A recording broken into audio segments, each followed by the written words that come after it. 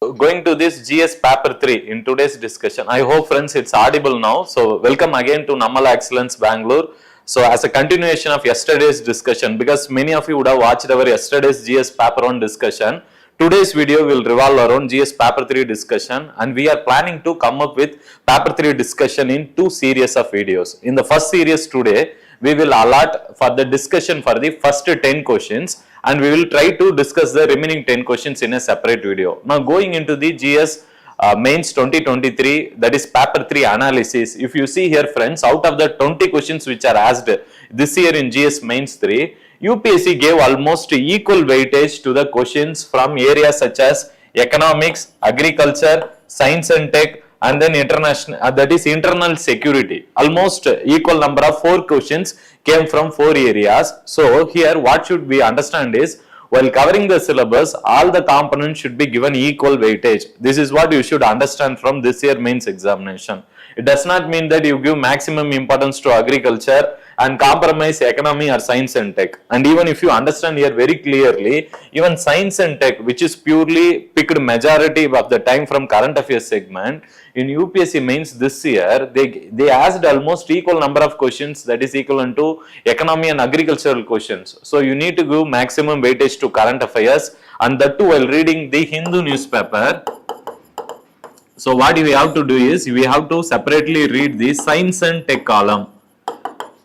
So this should be covered from your Hindu newspaper. So those who are finding difficulty in covering the paper, as part of our LaExcellence, we are also coming up with daily that is newspaper analysis as well as weekly current affairs analysis. You can stay tuned to those series also, so that you don't miss those important science and tech related current affairs which are coming in the newspaper. So you can always stay tuned to our current affairs channel. But coming here, even with respect to internal security also, here also UPSC most of the times they ask questions from current affairs only. So while reading GS paper 3, what we have to give maximum weightage is, we should give weightage to science and technology as well as internal security, and both these components will be generally covered from your current affairs segment. It does not mean that you go and sit with your statics book and start reading all the basics of science and technology. That is not the requirement in mains exam. What is the requirement here is, UPSC will try to understand and will try to test whether you have an understanding and application and awareness about the latest news which are happening in science and technology as part of syllabus. So you need to give attention here. With respect to these two topics, kindly give attention to current affairs segment. While coming to economics and agriculture, you can cover the syllabus which is given very clearly to you. Try to cover it in a broader manner and link it with the current affairs which are happening.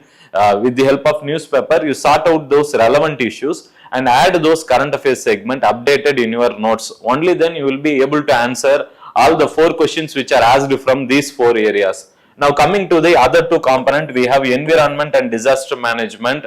With respect to environment, the syllabus is very clear. They are going to ask you questions with respect to environmental pollution, and then with respect to environmental impact assessments and basic things. And coming here, disaster management, again here, this year there has been a change in UPSC trend when it comes to disaster management. Usually, UPSC will generally ask the famous disasters such as flood, drought, along those lines only. But this is the first year they have asked questions in disaster management on topics such as oil spill. So these are something, and even there was a topic related to dam failure. So both these topics, if you see, both are actually anthropogenic factor, that is man-made disaster. Till now UPSC in the mains examination has been giving attention to the natural disasters, but this year they have shifted their focus from natural disaster to man-made disaster. So you should also have that awareness for the coming year in your preparation. So I hope this analysis is useful to you. Let's now try to discuss the questions which has been asked in this year UPSC mains examination, especially on GS paper 3 component. We will try to solve the questions in one by one question. So let's try to solve this one by one, and while discussing these questions, what we wanted to tell to the candidates who are watching this video is that while going into this kind of discussions, you should observe where these questions are picked from, in which part of the subject this particular syllabus component this question was asked from. That is the first thing you should learn, that is connecting the question with the syllabus. Second thing what you should know is whether this question is picked from which kind of sources, whether it is coming from NCERT or is it coming from that is your main syllabus, or it is coming from any textbooks or any current affairs. That clarity should also be present in your preparation and in your discussion also. So we will try to do this along with this while solving the questions. Now, so let's now focus into the first question for the discussion today from GS paper 3. So first question is about faster economic growth requires increased share of manufacturing sector in GDP, that is particularly of MSMEs. So and they are asking you to comment on the present policies of the government in this regard. And this question is very clear, friends, because this question, first of all, while reading the question, we should be very clear on which part of the component of the syllabus this question is asked. So it's very clear, it's picked from your economic component. That is of GS paper 3, from the economics component this question has been picked up, and it is a very direct question from your syllabus also. Now going into this particular question, and this question while reading the question I keep telling to the students, even in various mentorship programs, what we keep telling to the students is that you should try to understand how many subcomponents are present in the question and what is the directive used in the question. So coming here, the directive used here is the comment. So whenever comment questions are asked in the exam, you have the liberty to go for three kind of approaches in your answer. First thing is, either you can support the statement which has been given, or you can take a stand which is against the statement which is given, and the final thing what you can do is you can discuss both the pros and cons and come up with a balanced strategy or approach. So this can be the approach which you can follow for the questions which they are coming out with directives such as comment. So comment question always have the flexibility for you to write and come up with your own points in your answers and include experts' opinion also in your answer. So it is not going to be difficult addressing this component of the question. If you observe this question very clearly, there are actually two components in the question. The first component is faster economic growth requires increased share of manufacturing sector, particularly of MSPs. So this is the first component. And if you look at the second component, that is comment on the present policies of the government of India in this regard. So overall two components are present. As we keep saying, your answer should also contain, in the body of the answer, it should contain two subheadings. That is the same words which are used in the question can be put up as subheading, and that will increase the clarity not only for you while writing the answer as well as for the examiner who is evaluating the answer. So what we can do is, the first subheading can be faster economic growth requires increased share of manufacturing sector in GDP, particularly of MSMEs. So the importance, so what you can say is, that is first component what you can say is the increased faster economic growth requires increased share of, that is increased share of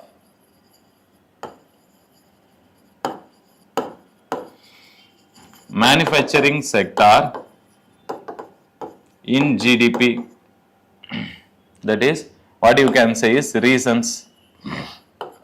So reasons for increased share of manufacturing sector in GDP, or what is the importance. You can say better, it is not reasons, what you can say is what is the importance, because what they are asking you is a requirement. So what is the importance they are specifically asking you very directly. So you should address this part of the question.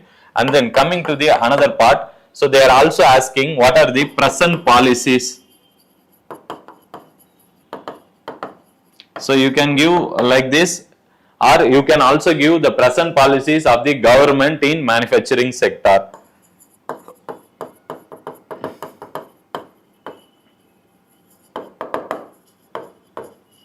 We always advise students to come out with complete subheading for the topic. If your subheading is bit incomplete, means even if you wanted to contribute some points for this subheading, you will be finding or you will be deviating from the particular subheading if you write it in an incomplete manner. So we keep telling students to use the same word which has been used in the question itself for your subheading.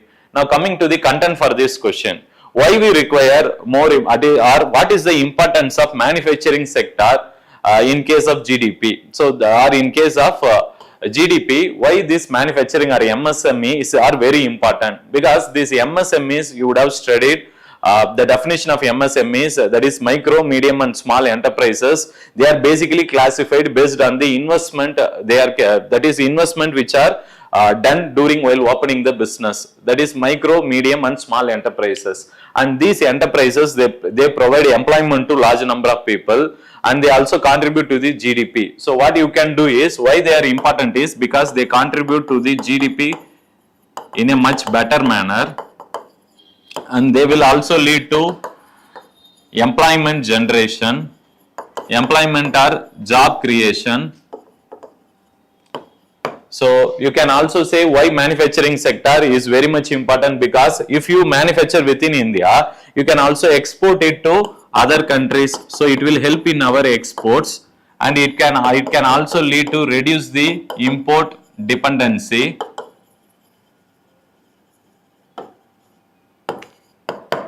And this, that is manufacturing sector will lead to job creation for more people, means it will also lead to reduction of poverty in the country. So reduction of poverty. So these are some advantages mainly we have. Why? Because by focusing on the manufacturing sector in our GDP, that especially that of MSMEs, that is micro, medium and small enterprises, what we can create in India is a more employment generation, because any company which is engaged in MSME sector, they will hire or they will take up raw material from multiple people, and in that process they will also employ plenty lot of people. So it will lead to a big contribution to the job creation in our country. So unemployment will be reduced and poverty will be reduced. On the other side, GDP of the country will also increase, because many of these people will be who are engaged in MSME sector, they will be engaged in production of goods and services, and in addition they can also export to other countries. In that process they reduce the import bill of the country and reduction of poverty. So these are the things which you can talk about in this question, along with examples and data and diagrams that will add marks to your answer. And coming to the present policies of the government, you can talk about production linked incentive scheme. Production linked incentive scheme, you know very well, this scheme was initially launched in 2020, and when it was launched it was only expanded to 3 sectors: mobile, electronics and hardware equipments. But today if you see, this production linked scheme is actually available for 14 sectors. And here what government is doing is that any company which is coming and opening their plant in India, and if they are able to sell the product within India and outside India, and government will give them additional incentives if they sell beyond a particular quantity. So what government will do, it will give additional incentives. So that you need to write clearly in the answers, because these incentives are the motivation for these companies to come and open their factories in India and engage in production, and that incentives will be decided based on sales. So this is one scheme which government of India is now promoting on a very good scale. Even recently in the Apple iPhone 15 which was launched recently, we have integrated a Navic platform in the iPhone 15, where our government of India is also extending production linked incentive scheme for the mobile phone companies, especially like Apple, which are engaged in integrating ISRO's created Navic platform or IRNSS platform in its technology, that is Apple iPhone product. So we are motivating the iPhone company also, because they are making use of our own technology in their hardware. So that is something government will keep on doing. Whenever it wants to motivate a particular sector, it will give incentive to them under the scheme. So you can talk about this particular production linked incentive scheme in greater detail. But before that, try to contribute here some diagrams, data, and as well as some examples. And one more thing with respect to present policy is with respect to MSMEs. Recently our government has also came up with, in the last 2-3 months back, there is a policy called as OCEN, that is Open Credit Enablement Network. So here in this, what government is trying to do is, we are actually trying to create a link between these various MSMEs and those who are giving credits. So the credit linkages will be provided with the help of this, so that MSMEs are currently unable to get loan from the banking sector. That is one problem. So to overcome this problem, we have created Open Credit Enablement Network. In this network, what they will do is, they will bring in all the MSMEs operating in the country with the credit persons who are engaged in credit activities. So due to these linkages, now the persons who wanted to extend loan to these MSMEs, they can easily give based upon their number of sales and digital information which has been collected or which will be collected under the OCEN network. So this is going to be a game changer in India, they are saying. So you can talk about this scheme also in particular, because they have mentioned MSMEs in your answer. Now, this answer for this question, if you like from the observation, what we have seen is that this particular question can also be answered based on your common sense also, because the question is very clear that the faster economic growth requires manufacturing sector's higher contribution, and if you see in India, still the manufacturing sector contribution is very less. So using your common sense also, you can write why manufacturing sector needs to be given importance in India, especially MSMEs, because MSMEs will promote lot of employment generation, job that is job creation, reduction of poverty, exports and reduce the imports. These basic points can be collected just from your NCERTs only. That is the 11th standard NCERTs on Indian economic development is going to be one useful book for writing this common sense answer. So I hope this discussion was useful to you. Now let's move to the second question. So what is the status of digitalization? What is the status of digitalization in Indian economy? Explain the problems faced in this regard and suggest improvement. So after reading the question, you would have been very clear from which topic this particular question has been asked. So it is on economy only. But in economy, they are actually bothered about the technological penetration, that is digitization. So after reading this question, we know the topic where this question is asked. Now how many sub questions are there in the actual question? If you see, there are two. One is, what is the status of digitization in Indian economy? Second, examine the problems faced in this regard and suggest improvement. So this is the second component. But while writing this answer, it can be further divided into three subcomponents also. I will come to that. Before that, the directive used in the question. The directive used here is examine. So you should also try to examine the situation in your answer. You should not come and write, explain the same concept, whatever you have studied in the book, or discuss the content. You should try to examine it. That is, while examining, you have the liberty to say whether a person is doing right means you can say that is right. If he is doing mistake means you can say it is wrong. So you have the liberty to come and comment or examine the situation with a judgment. You should have a sense of judgment with you while discussing the problems and also suggesting the improvement. That approach should be there in your answer. Now coming to the main subheading for this answer, that is first subheading can be status of digitalization in Indian economy.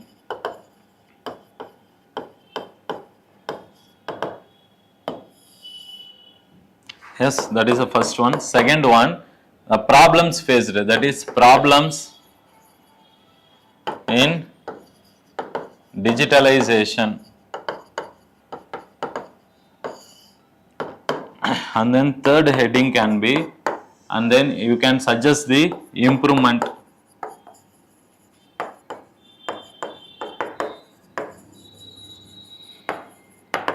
So this can be the three subheadings which you should necessarily use in your answer. Now while addressing the answer for this kind of questions, what you require is basic common sense only. You don't need to read plenty number of textbooks to answer this answer, because if you read the answer, the question is very simple. They are specifically asking you, what is the status of digitization in the Indian economy. So while writing about the status, you need to necessarily write whether India is in a status where it has actually covered, it is the digitization is complete or digitization is incomplete, or whether it is partially complete or whether it is fully complete. So you need to talk about all these status in your answer very clearly to convey to the examiner that you are addressing the question, first thing. And now coming to the main theme which is asked in the question is talking about digitalization. And you know, with respect to promoting digitalization in India, government is doing so many schemes in the last 5 to 7 years, which you have the liberty to discuss in this question along with the problems and what measures you can suggest for their improvement. So let's now try to discuss what are the schemes which has been done in India to promote digitization. First one, you can talk about UPI, then you can talk about Aadhaar, then you can also talk about Digital India, then you can talk about India Stack, and you can also talk about the recently launched this National Logistic Policy or PM's Gati Shakti.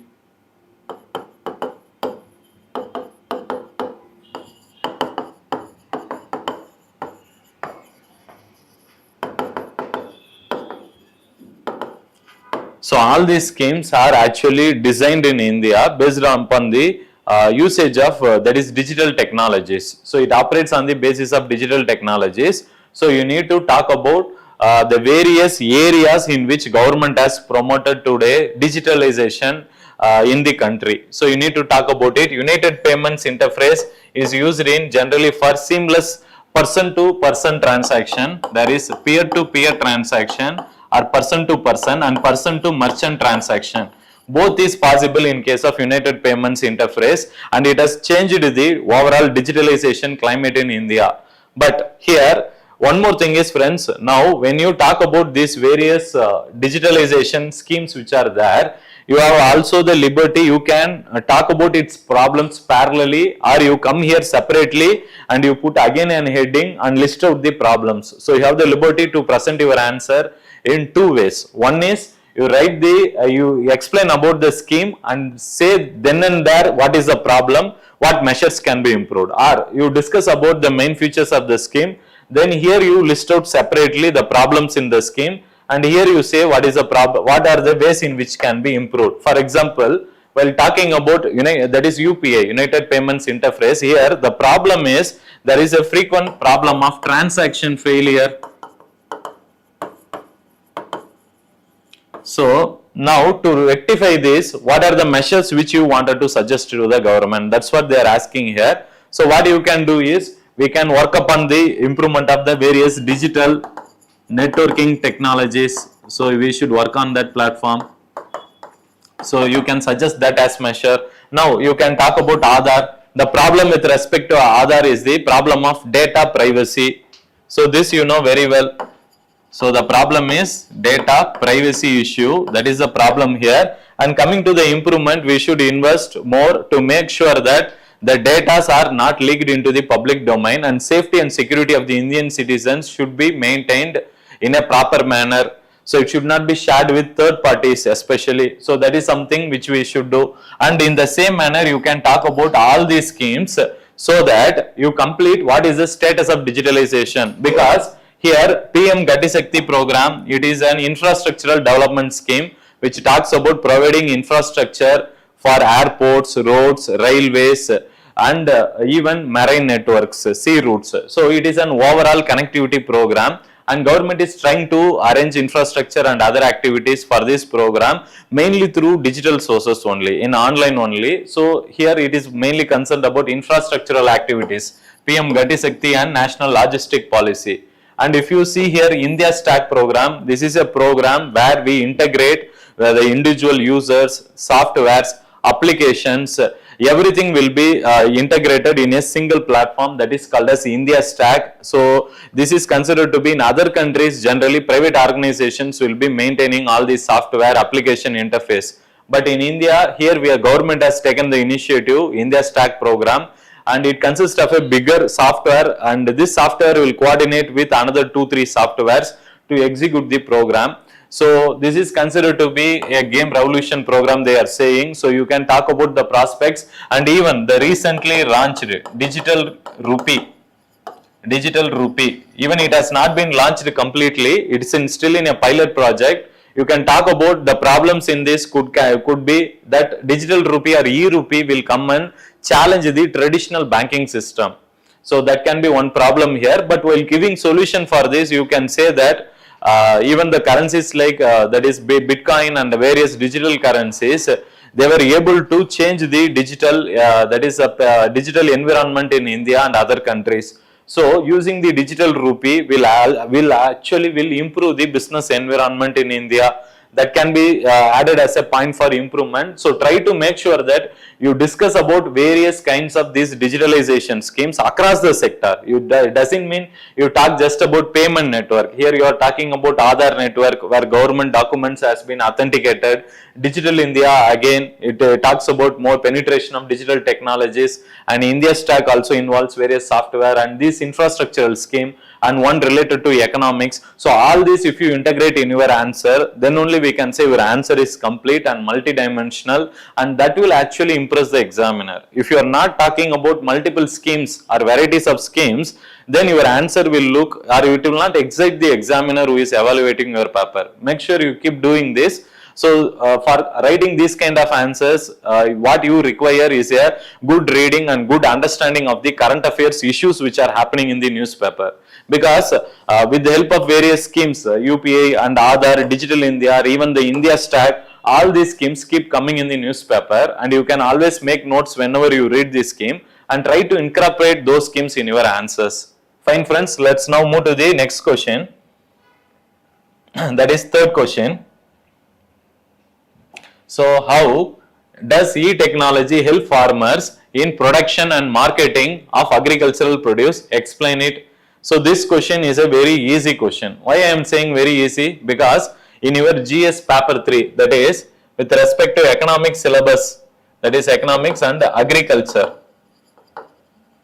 In GS paper 3, in your syllabus only they have mentioned a special topic or specific topic called e-technology in the aid of farmers. Those students who have covered all the segments of the syllabus, they will be finding it very easy to answer this question. But those who are not actually following the syllabus or covering the syllabus will actually find it difficult. That is one thing. And apart from this, those who are actually having a good command in reading the newspapers, they will also be in a situation to answer these kind of questions very easily, because recently our government of India came out with something called as Digital Agricultural Mission. So its time period is from 2021 to 25, and what we are trying to do in this Digital Agricultural Mission is that our government of India is trying to promote the agricultural startups. Where we encourage these startups in villages or rural areas, those who are actually engaging or doing their business or investing in advanced technologies.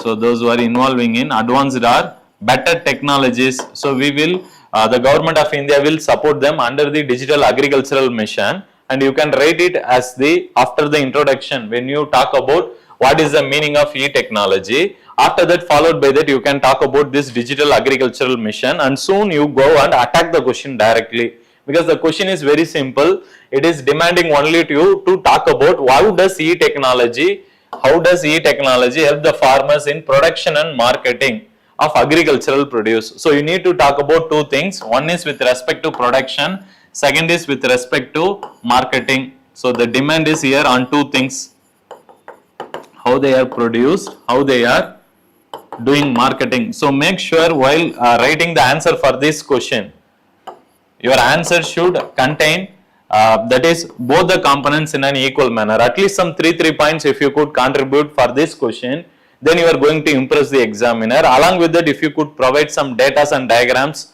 that will actually going to make your answer to a higher level. is it fine, friends? Now going into this, so after discussing the digital agricultural mission, what you can do is, how does e-technology helps a farmer? So here, you know very well, today with the help of various advanced technologies, now we can predict especially the weather related information well before only, and we can assist especially the farmers. So with respect to farm management, and here then what you can do is, with respect to, like, see here, so if it is an agricultural field, friends, now at what point of time we should go for sowing the seeds, and what point of time rain will happen, so that we make sure that we apply the fertilizers and manures to the soil at the right time.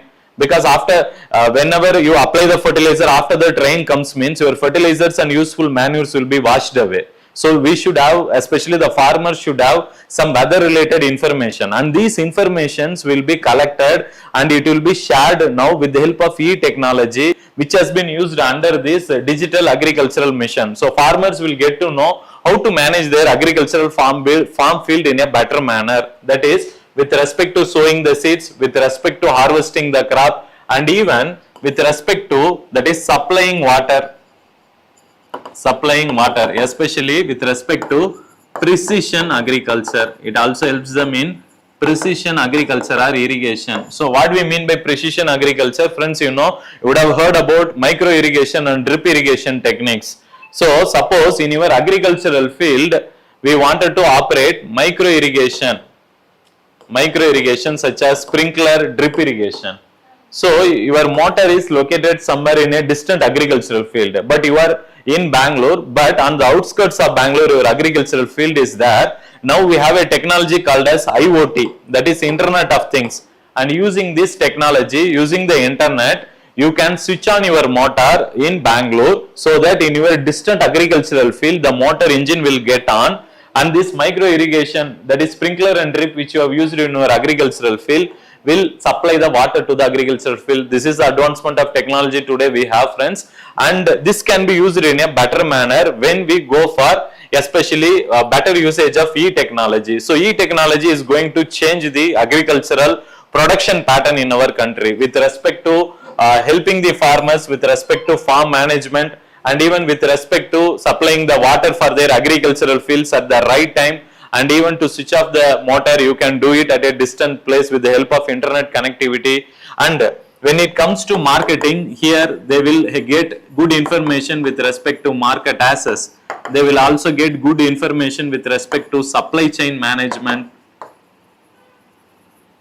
That is, with respect to supply chain management, suppose if there is a price of crop, you have stored in our godown, you have stored your agricultural produce, for example tomatoes which you have cultivated. Now you get to know your tomatoes are actually now is going to spoil within a limited time, because it's a perishable commodity, and what we have to make sure is these tomatoes should be supplied or it should be sold in the market very soon, and it should be released from your godown where it is stored. And these timely informations will be shared with the help of technology, so that farmers make sure that they collect this information and they collect their produce from their godown in a timely manner and sell these perishable commodities before it is expired to the people at a better price.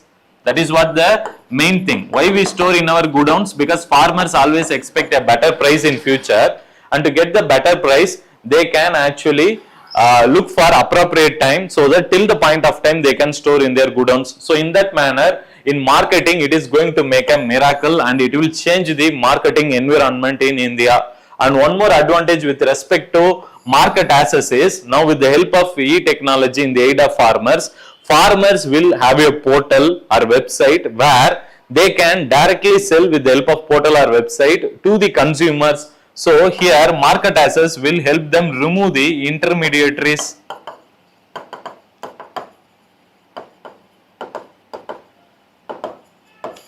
So you can talk about that also in your answers, but make sure while writing the answers, how much point you are writing is also very important. But before that, how you elaborate on the concept with the question asked, that is what is going to be crucial. Many times candidates, what mistake they do is that Either they will focus maximum on their answers on production aspect, or they will focus more on marketing aspect. You need to balance your answer equally. Only then the examiner will also get satisfied to award you marks also. So kindly do that. While addressing this question, you should talk about both the marketing and production component. Now going into the fourth question. State the objectives and measures of land reforms in India. Discuss how land ceiling policy on land holding can be considered as an effective reform under economic criteria. Friends, this particular question has been picked directly from your NCERTs, that is 11th standard NCERT, Indian Economic Development. So it is directly picked from there only. Even during our NCERT classes, we have covered especially the topic of land reform in much detail. And even while studying for mains examination also, many of the students would have prepared exclusively on land reforms. But while writing the answer, you should convey to the examiner the concept clarity which you have attained while following this land reform topic. That is what is going to decide your mark, not the other factual information which you hold on to it. Now going into this particular question on land reforms, this land reforms question contains various subcomponents. So let's try to list the subcomponents. So state the objectives. So they are asking objectives, measures of land reforms in India. So this is one part. Within that we have two subheadings. And discuss how land ceiling policy and land holding can be considered an effective reform. So overall there are only two subheadings. So first subheading can be made into two components. That is, first one is objectives of land reforms, and second topic within that it can be measures of land reforms. And then coming to this second component, we have how land ceiling policy can be considered as an effective reform. So effectiveness of land ceiling policy under economic criteria.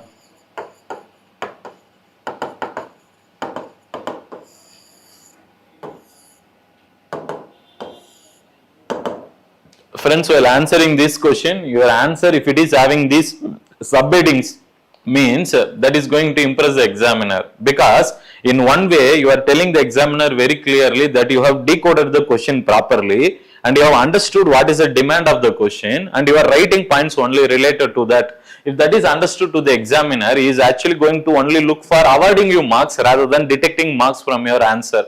That is one thing which you should keep doing.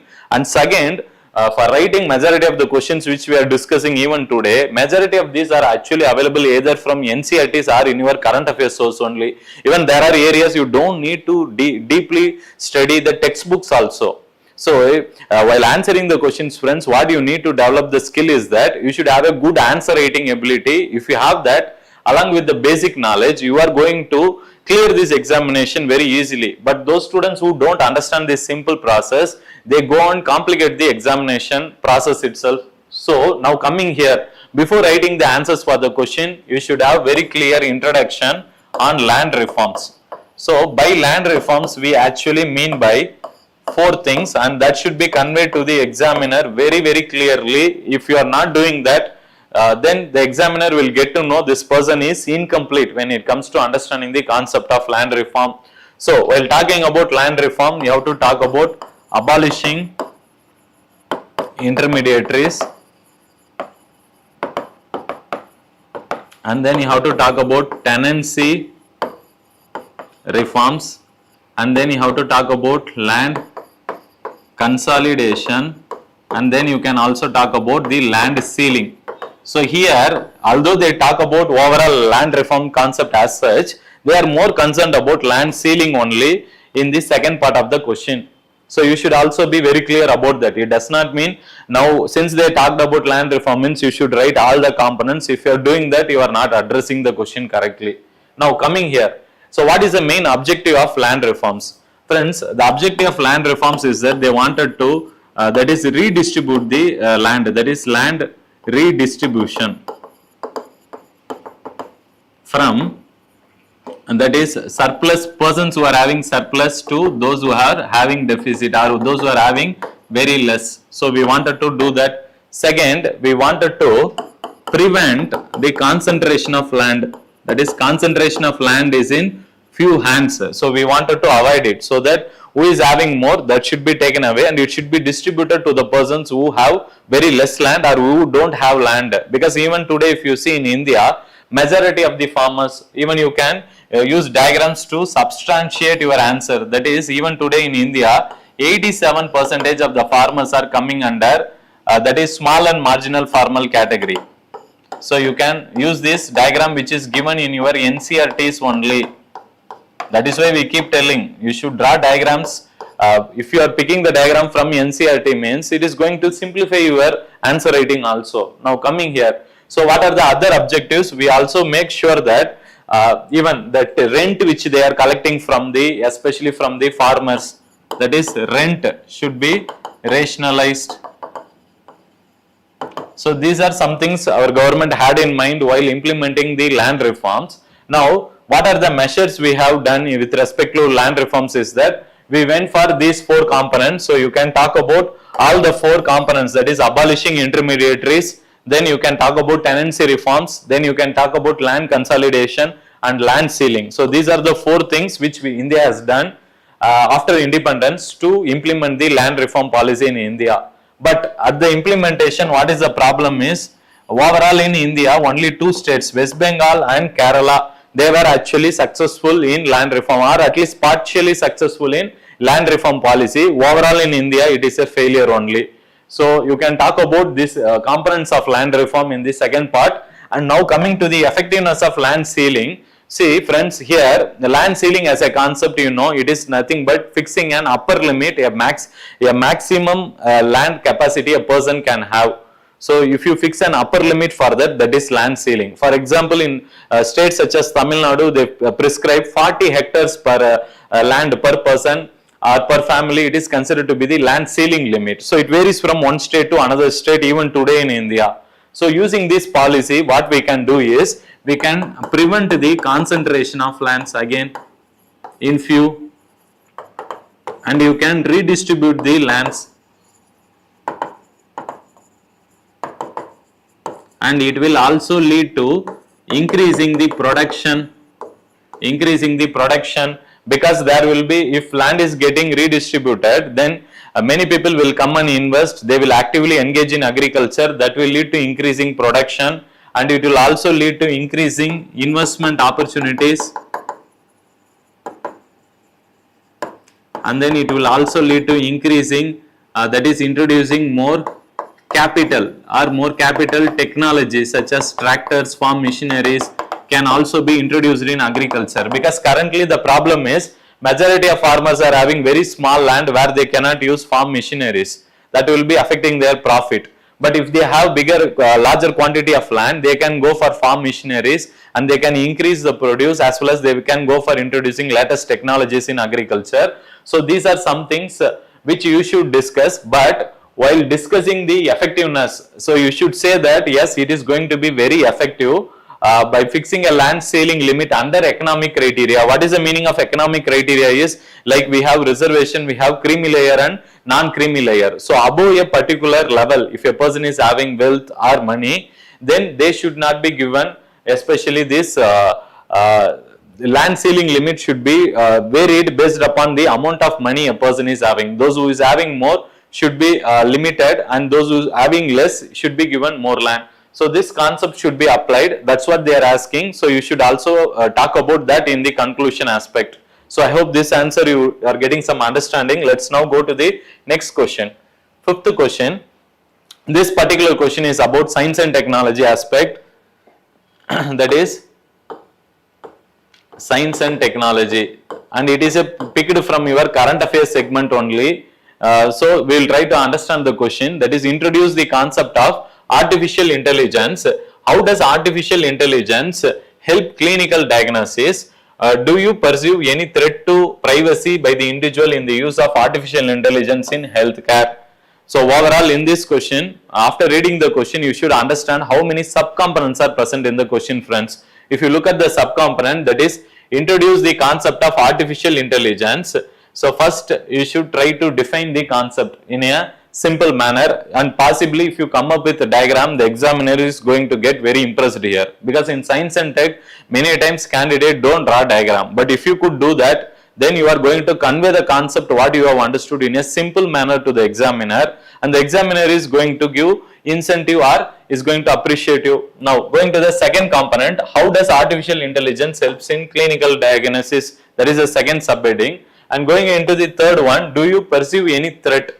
So overall your answer should have 3 subheadings in your answer. Let's try to list out this, and then let's try to contribute some points based on just common sense, because again here many of you like those who would have read about the artificial intelligence would be knowing the answer for this question very easily, or those who are following current affairs very regularly, but others you can use common sense very easily to answer these kind of questions. You don't require really any specialized knowledge to answer these kind of questions. Let's now try to do that in a simple manner. So first is the concept of artificial intelligence. Second, how does artificial intelligence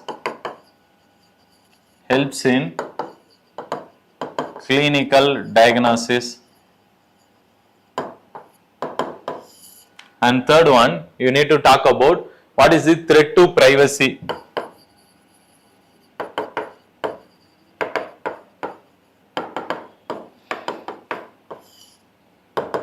Threat to privacy of individual in artificial intelligence. These are the 3 subheadings which should be necessarily be present in your answer. Now going into the content, you know very well what is the concept of artificial intelligence. They are nothing but machines which are trained to think like humans, and they does the function on part of the human, so they get learning as well as they get training. So what these artificial intelligence machines they do, so they get 2 things from humans. One, they will be given training, learning and training, so they keep learning themselves, and they will also get trained how to they should react to a particular situation. So with the help of these kind of trainings and learnings, these machines will be able to think like humans, and they does the task on behalf of humans. That is referred as artificial intelligence. And today if you see, artificial intelligence is used in wide variety of fields. So you can talk about that in the introduction. A diagram can be done. Then coming to the main component of the question, how does it helps in clinical diagnosis? This is going to be very important, because here you can talk about, that is the usage of various particular images,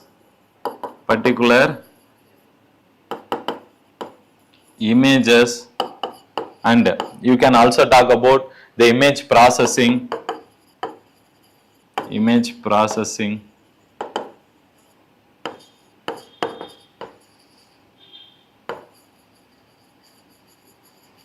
new language processing,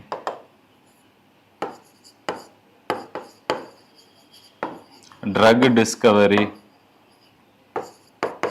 and you can also talk about the various advantages we have with the help of artificial intelligence, because artificial intelligence they are actually going to help humans in a better manner when it comes to identifying the diseases, and also giving solution for the diseases with respect to decision making. Also they helps humans in a better manner. So let's try to discuss under various subheadings. That is, they will help humans with the coming up of various drug discoveries also, and you can also talk about the various, that is, innovations.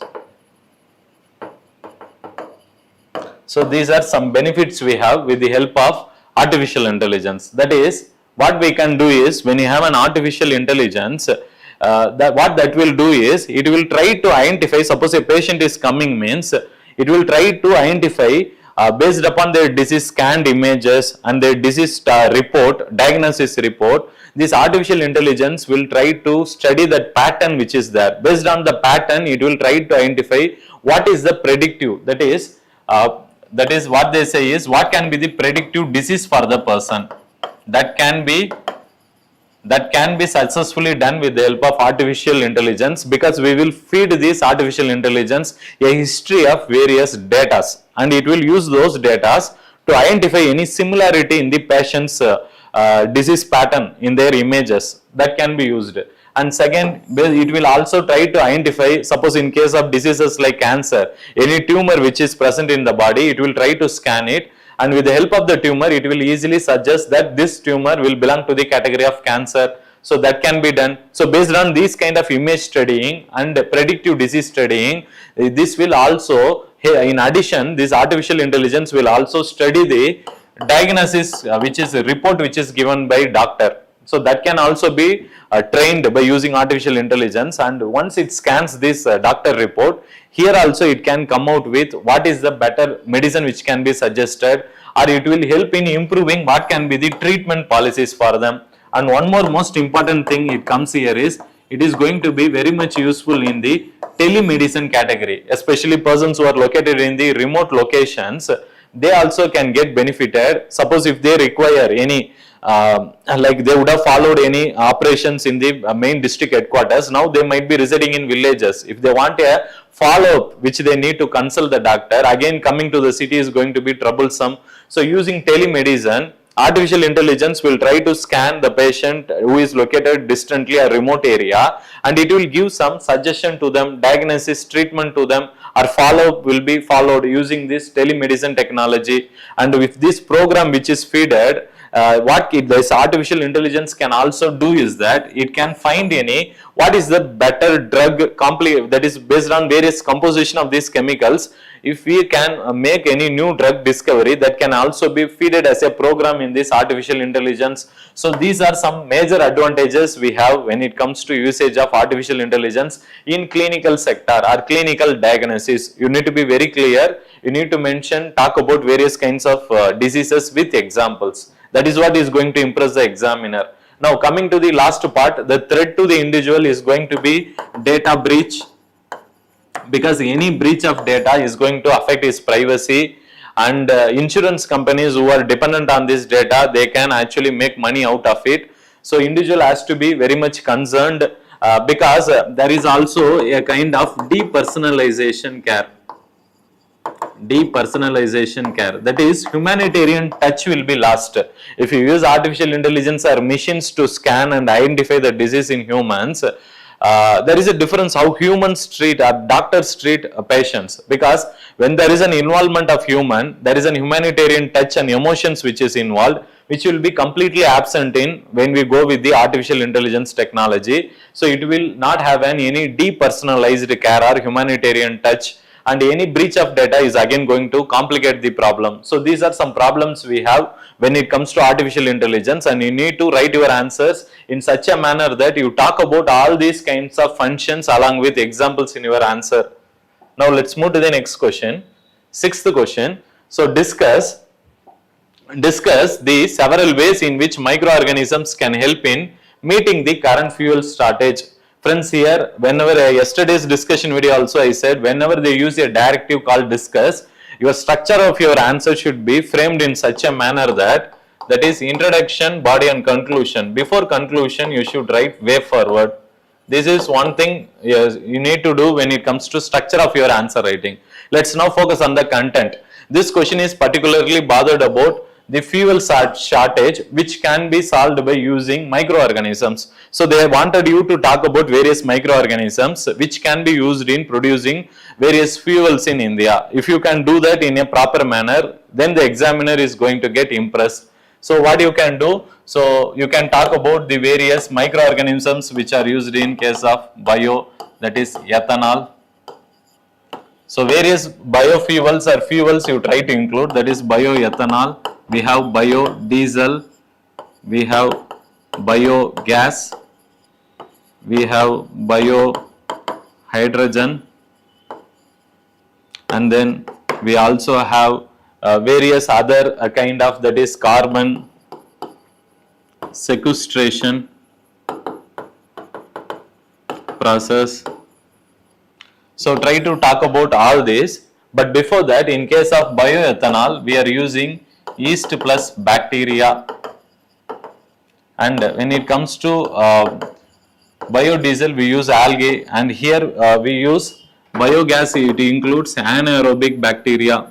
We make use of anaerobic bacteria. Biohydrogen, it involves synthetic bacteria. And carbon sequestration, you know very well, it is nothing but absorbing the carbon dioxide from the atmosphere. But here what we do is we make use of microalgae. So these algae will be used to absorb the carbon dioxide from the atmosphere. So this will be used to absorb carbon dioxide from atmosphere, and later it can be stored. So the excess atmosphere in the that is excess carbon dioxide in the atmosphere can be successfully absorbed by using these carbon sequestration techniques also. So try to talk about all these various kinds, and even the biofuel or microbial fuel, which are actually, that is the microbial fuels.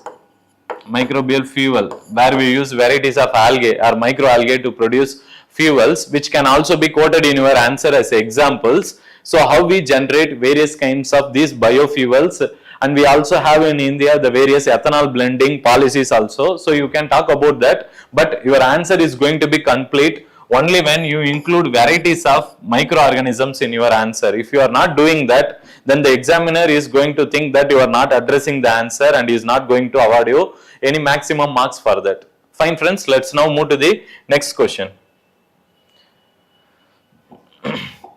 Dam failures are always catastrophic, especially on the downstream side, resulting in a colossal loss of life and property.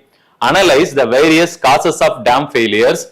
Give 2 examples of large dam failure. I think in GS paper 3, friends, this is a question which is going to have more subtopic or subcomponents. Even yesterday GS paper 1, when we discussed, most of the questions were very simple, within 1 line or 1.5 line. So in paper 3 only we are finding this trend, that is a old trend, where they used to come up with a big statement in the questions, and various subtopics will be, or sub questions will be present in the question. So this is along those line of old trend only. So dam failures are always catastrophic, especially on the downstream side, and it will lead to loss of property. So this is one proper subheading which you can include. And second, what they are asking is analyze the various causes of dam failure. So they need to talk about the failure, why they are failing, and then you need to talk about at least 2 examples of large dam failure in India. So if you do that, you are going to address the question properly, and if you can come out with more diagrams in your answer, because this comes under the disaster management topic of your GS paper 3. For answering these kind of questions, you really require only common sense and basic reading of this disaster management NCERT of 8th standard or 11th standard. That alone is sufficient to answer this question. You really don't require any elaborate research to answer this question. That's what we keep telling to the students who are doing preparation journey for long year. UPSC, for writing the mains answers, what you require is a good understanding and a proper repetitive training to improve your answer writing skill. Apart from that, the knowledge which you get out of this various questions, or what is the knowledge they require from your questions which they are asking, is going to be very simple, and they always ask you to come out with common sense only. Let's now try to use common sense here and try to understand and address the question. So now first part you can talk about, that is dam failure.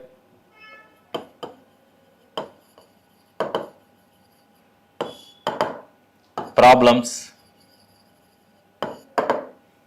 Second one, you can talk about the causes of dam failure. And third thing what you can talk about is examples.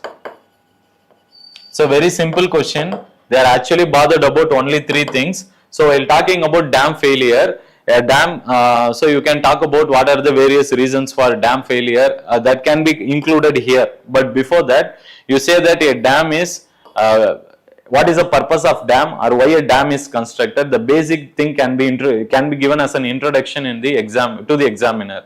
So you can talk about what is the purpose of dam, because a dam is generally built to store the water.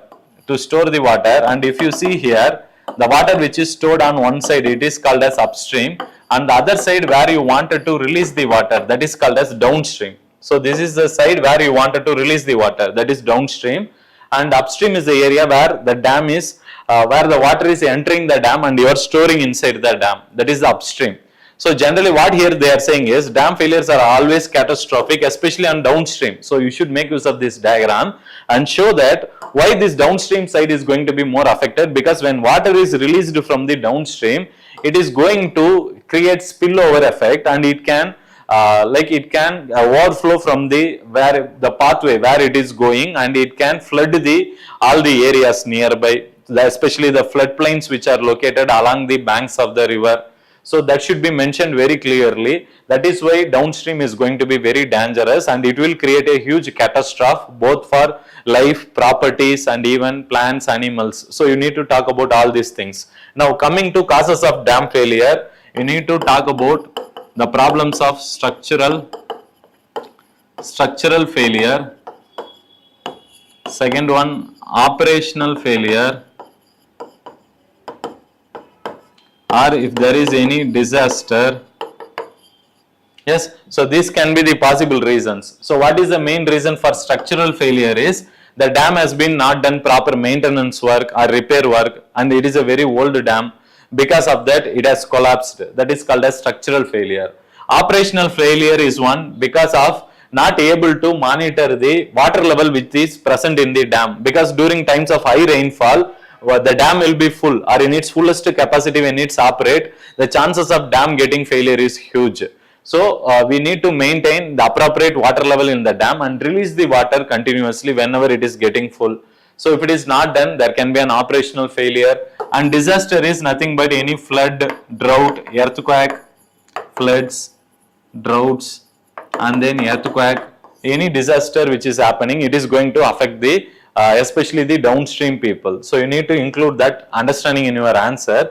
And coming to examples, you can talk about 2 examples of dam failure in India. The famous one being the Machu dam failure.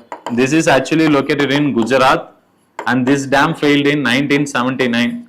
And second one, you can talk about Jaswant Sagar Dam, and this dam is actually located in Rajasthan. So Machu dam failure, how it happened is because of the historic rainfall which we received from the monsoon. The dam got flooded fullest capacity and it collapsed. And second, it is also an old dam. And coming to Jaswant Sagar Dam, this dam was old more than 100 years and no proper maintenance work was done. And when there was a rainfall activity, this dam collapsed in Rajasthan. So you need to talk about these 2 dams along with the reasons why they have failed in the past. So along with other reasons which you can mention in your answers to support this question in a better manner. Now moving to the 8th question. What is oil pollution? What are its impacts on the marine ecosystem? In what way is oil pollution particularly harmful for a country like India? Again friends, this question is actually picked from, first thing what we need to understand, it is picked from environmental segment. And for answering this question also you require a common sense only. We keep telling to the students common sense is not commonly used in the exam hall. Sir, then how we can improve common sense, sir? You can ask me. See, what you can do is you need to stay very calm, and at the same time you should have the ability to think and write inside the exam hall. Suppose if we enter the exam hall only with a lot of stress, means it is very difficult on part of us to think and write in that time. So that is why many students won't get that ability to think and don't use the common sense in exam hall. So here to write this particular question, the question is very simple and direct, and it contains various subcomponents. Let's try to find out. This is the first one. What is oil pollution and what are the impacts on the marine ecosystem? Second part. And in what way is oil pollution particularly harmful for a country like India? This is the third component. So your answer should have 3 subheadings. First one is, what do you mean by oil pollution? Second one, its impact on marine ecosystem.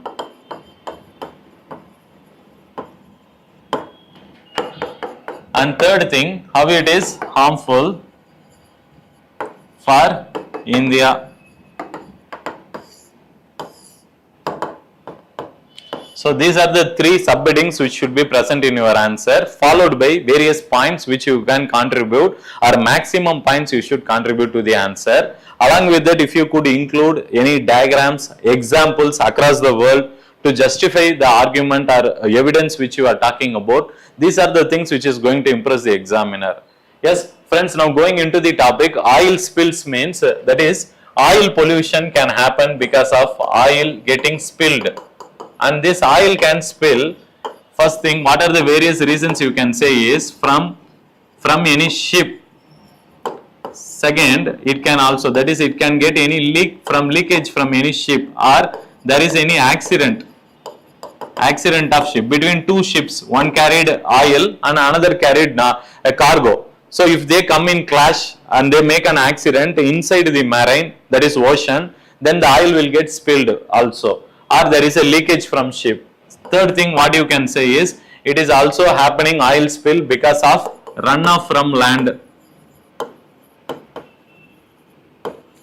So you can talk about all these things as main reasons why oil pollution is happening, especially in the ocean, and even while exploring oil and gas in ocean.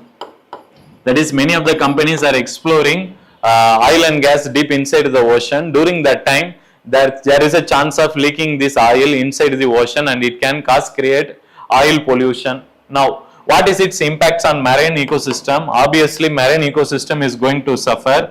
So it will affect plants, marine animals, and it will also affect coral reefs, and it will also affect biodiversity. And you can also talk about, it can also affect especially not only the biodiversity, plants, animals. So the marine ecosystem will completely ruin whenever there is an oil spill, because it will be unfit for even human consumption or human travel also. If it is getting more polluted, there is a chances of bioaccumulation or biomagnification. You can also talk about biomagnification.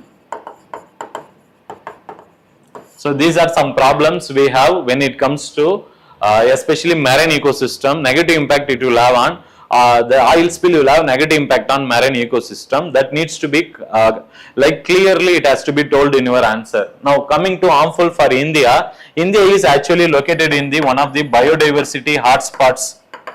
So biodiversity hotspots, and India is having plenty varieties of biodiversity and varieties of plants, animals. So any oil spill which is going to happen, especially in the Arabian Sea or Bay of Bengal region, it is going to disturb various other tourism related activities, because many of the tourists are coming to India for this. And second, it will also affect the fishermen of India.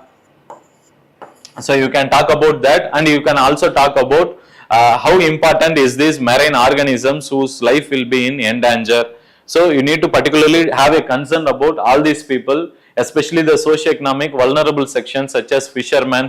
So if you could do that in a proper manner along with these various points, the examiner has no other choice other than awarding at least a minimum. If it is a 10 marker, he is going to allot you at least 5 marks for the question. Yes. Now let's go into the next one. 9th question. Winning of hearts and minds in terrorism affected areas is an essential step in restoring the trust of the population. Discuss the measures adopted by the government in this respect as part of the conflict resolution in Jammu and Kashmir. Friends, after reading the question, you would have understood it is picked from the internal security component.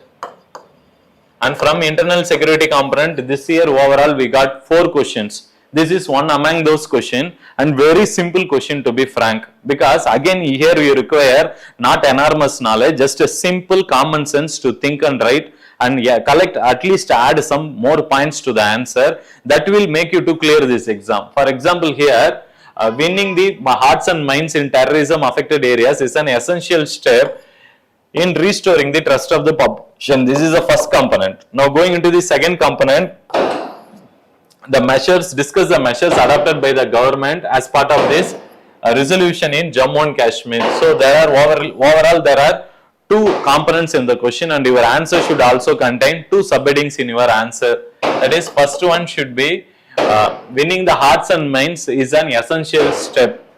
Yes. So why winning hearts and minds? is essential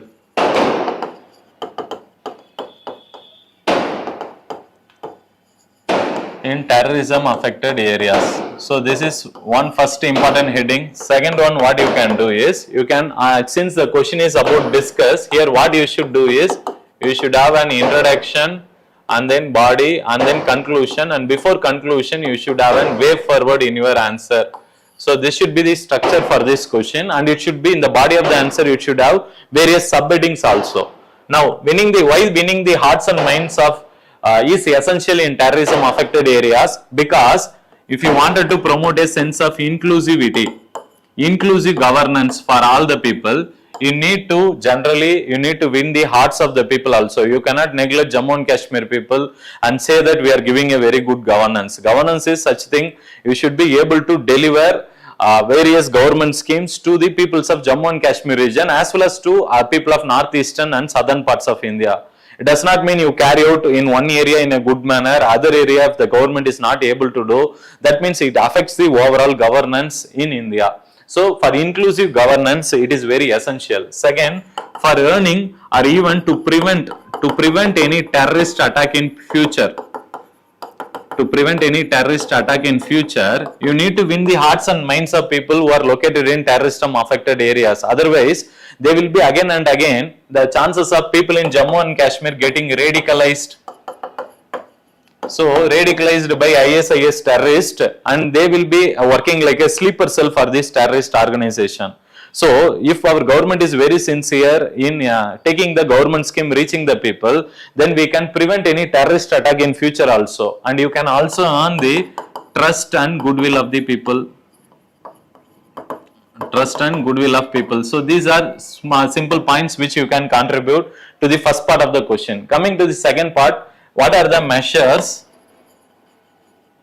adopted? So measures adopted by Government of India in Jammu and Kashmir. Friends, here while talking about the measures, I always keep telling to the students is that even in our mentorship program, we keep telling is try to include varieties of dimensions in the answers. That is what is going to important. It is not that you keep writing some 3-4 points, the examiner is going to award you marks. It is not such a kind of examination. UPSC examination really tests your dimensional knowledge, your ability to think about vulnerable sections, and you should also have the qualities of an administrator. That is, for every problem you should have a solution, and you should also have a concern for all the communities in various dimensions. That is what the examiner is going to search for in your answer. So here while talking about measures, make sure you talk about historical measures, you talk about political measures, you talk about economic measures, you talk about environmental measures. So, and you make sure that various technological measures. So you bring in all the dimensions in your answer. For example, to promote goodwill in case of Jammu and Kashmir, our government is trying to invest more in especially education sector. Then it is investing more in health sector. We are also trying to do infrastructural development. We are also trying to conduct elections in a free and fair manner. We are also trying to have especially contact or meeting with especially conflict resolution mechanism. Conflict resolution mechanism, or we are having a meeting with the people who are having difference of opinion.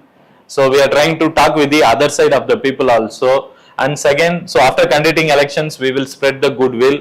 With the help of infrastructure development, people will feel happy that government is working for them. And with the help of education and health, the human developmental indicators will improve. And with the help of better conflict resolution mechanism, the difference of opinion between the government and the other state actors or non-state actors is going to be improving in our India. So you can include all this. Especially what you have to talk about is that you also talk about politically the elections, economically the infrastructural projects, and make sure that you also talk about the varieties of technologies, digital technologies which can be used in Jammu and Kashmir to conduct free and fair elections. And historically you can talk about the various initiatives which has been done by the various governments in the past also. So if you do this in a better manner, you are trying to impress the examiner. Along with that, what you can do is you can also draw some diagrams in your answer to justify especially these points which you are mentioning it. So make sure that the bringing of railways and other things will have a multiplier effect on the economy. So it will improve the overall GDP growth of India as well as the state, especially Jammu and Kashmir state. So make sure you address all these components. Now coming to the final question of the part 1 series discussion today, that is the use of unmanned aerial vehicle by our adversaries across the borders to ferry arms or ammunition, drugs is a serious threat to the internal security. Comment on the measures being taken to tackle this. Friends, you know very well after reading the question, this question is picked from security aspect, that is on internal security aspect in your syllabus, and this year UPSC has asked almost 4 questions from security issues only, and this is also one question among that. So let's now try to break the question into various subcomponents, that is the use of unmanned aerial vehicles. So up to from that to up to security, this is the first component, and second component is what are the measures which has been taken, and here the directive used in the question is comment, which means you have 3 options to answer the question. Either you can take a stand supporting the statement, or you can take a stand which is against the statement, or you can take a balanced approach in your answer. So make sure you do this in a better manner to generate more points in the answer, not to just convey your ideology or stand in the exam hall, because the beauty lies here how much points you are able to write in the exam hall in a better manner. You are going to fetch maximum mark in the exam. Now coming to this question, so the first part of the question, the unmanned aerial vehicles is used, it is a serious threat to internal security. So this is the first part of the topic, and second part of the topic is, so measures being, what are the measures taken to tackle UAV threat. So your answer should contain these 2 subtopics in your answer, followed by first your answer should have 2 to 3 lines introduction and conclusion also in 2 to 3 lines, and in the body of the answer it should have these 2 subtopics. Now why unmanned aerial vehicles are posing a serious threat to internal security is because unmanned aerial vehicles are drones which are used, they are actually used to supply arms, ammunitions, drugs, contraband. So all these are actually supplied from where? Especially from across the border. So from the other side of the border, especially from Pakistan. So it is reaching India in the state of that is Jammu and Kashmir, and then Punjab, Haryana regions. Especially in the state of Punjab, this activity is more noticed. So you can quote that as specifically in your answer. So why it is like making a serious threat to India is because the supply of arms and ammunitions is going to destabilize the India, because the arms and ammunitions, if it is reaching any sleeper cell or a terrorist organization, then they are going to destabilize the Indian security system. So in that way it is going to be dangerous, and drugs will lead to not only affect the youth of the India, their health, as well as it will affect the economy in general, because it will lead to generation of lot of black money in India. So it is going to be serious problem when we use more drugs, or consumption of more drugs or contrabands are actually supplied from across the border. So these are some serious security implications we have. But now coming to the especially the measures taken to tackle this threat, we are actually trying to have various measures. So here some of the measures is border security force. Border security force in India, what they are trying to do is they have opened an forensic lab at New Delhi. The main idea behind this lab is that we will try to, once the drone which is crossing the border, it will be catched, and we will try to open the drone, and we will try to understand the historical data from where this drone has traveled to India, whether it came from Pakistan or it came from China. So their origins and location that can be traced. So by knowing that, we will get to know that especially which is the country which is targeting India. And in addition to that, many of the drones which has been catched along the Punjab border till now, they were actually carrying the manufacturing, those drones were actually manufactured in case of China China. So many of them are having Chinese origin, and that is also going to create serious security problem. And even with respect to foreign policy and international relations, it's going to affect our relationship with China, because China is actually, now what we came to know with the forensic lab analysis at Delhi is that most of the drones which has been catched across the border, they have initially had a flight journey starting from China, then it entered Pakistan, and then it entered India. And these people who are operating the drones across the border, especially across the Punjab border, these people, they operate the drones at night time starting from 10 p.m. to 4 a.m. So especially during this time, they will operate the drone at very higher level, at a very higher height, and they will make it, and they will feed the especially GPS location where this drone needs to land on. So since it is a technologically driven drone, it will operate the GPS platform to exactly to land on the precise platform or precise location. So after whenever our army or border security force who have intercepted these devices, they came to an understanding that these drones were carrying lot of arms, ammunitions, drugs, contrabands up to a maximum capacity of 2.7 kgs. Almost like nearly 3 kgs these drones can lift, and most of them are manufactured by Chinese companies, and they also have a freight track from China, then Pakistan, and then entering India. So all these are going to create serious security implications, and economically also it is going to affect India because of the generation of black money, and the penetration of terrorists across the border is going to be a concern for India in the near future. And there is a chance of terrorists in future using these drones to attack various targets in India and army in India. That can also be done. So that is why this unmanned aerial vehicles are actually are creating a serious security concern for India. So with the help of this discussion, I feel that you would have got some useful information from this session, friends. We will also try to have one more session for discussing remaining 10, that is economic questions of GS paper 3. We will try to do that. So kindly try to watch the GS paper 1 analysis and today's paper 3 analysis also. In case if you have any extra inputs which you wanted to comment on us, or any feedback you have, you can always do that in our comment section. And on any particular topic you want us to make video also, we are ready to do that. You can also comment on that in the comment section. So thanks for watching the video, friends. We will again meet in a new session. Thank you.